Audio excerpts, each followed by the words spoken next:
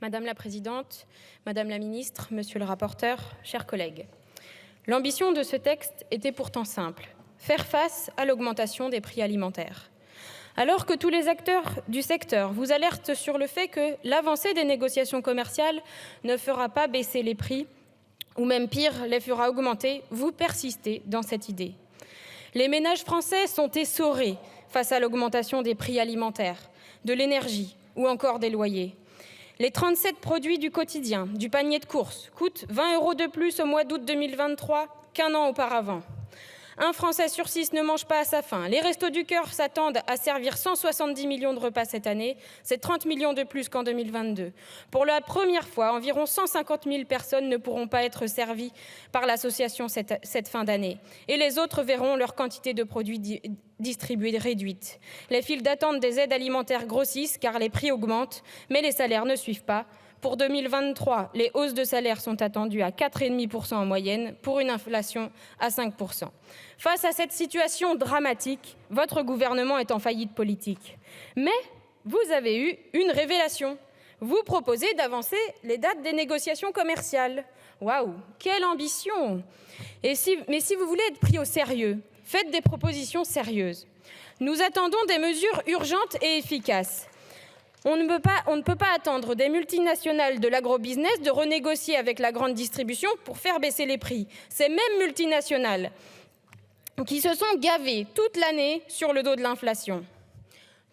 Thomas Grechbin, responsable du programme macroéconomie et finances internationales au Centre d'études prospectives et d'information internationale, révèle que 3 secteurs d'activité ont bel et bien renforcé leurs marges entre fin 2019 et le deuxième trimestre 2023. En deuxième place sur le podium, le taux de marge de l'agroalimentaire, qui a atteint 49%, 9 points de plus qu'avant la crise. Je réitère donc ma question. Croyez-vous que ceux qui nourrissent l'inflation alimentaire depuis des mois vont s'arrêter maintenant? Les négociations ne doivent pas se faire en vase clos entre l'agro-industrie et la grande distribution, laissant de côté tous les autres acteurs du secteur alimentaire. D'abord, nos agriculteurs risquent une nouvelle fois d'être la variable d'ajustement des industriels pour faire baisser leurs prix. Egalim 2 aurait dû assurer la prise en compte des coûts de production agricole, mais il n'en est rien. Les agriculteurs vous le disent et vous ne faites rien pour que cette mesure soit respectée. Les syndicats agricoles réfutent l'argument de la diminution des coûts de production.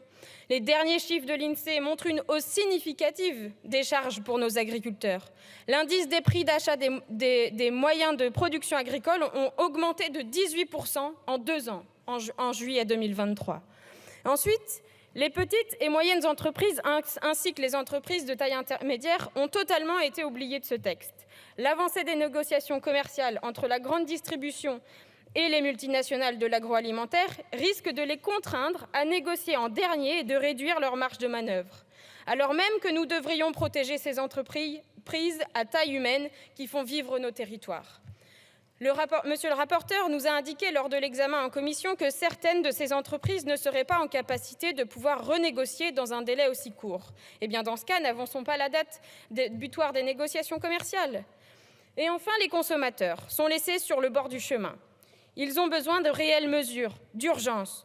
Que faisons-nous pour aider les ménages à passer l'hiver alors même que les factures d'électricité continuent à augmenter? Que faisons-nous pour les familles qui ont eu du mal à faire face à l'inflation de 11,4% des fournitures scolaires? Que faisons-nous pour les familles qui doivent choisir entre payer le loyer ou faire le plein du frigo? C'est toujours les mêmes qui payent pendant que certains s'enrichissent. Il faut sortir de l'illusion de la main invisible du marché qui parviendrait à réguler les prix. Alors que tout porte à croire que ce texte n'aura aucun effet, il est urgent que le gouvernement propose un véritable plan d'urgence alimentaire et non des mesurettes inefficaces. Les salaires doivent augmenter à la hauteur de l'inflation, les marges des industriels et de la grande distribution doivent être bloquées à la baisse. Sans cela, la situation ne s'améliorera pas. Vous l'avez dit, madame la ministre, chaque jour compte pour rendre du pouvoir d'achat aux Français. Alors soyez à la hauteur des enjeux. Je vous remercie. Merci, madame la députée.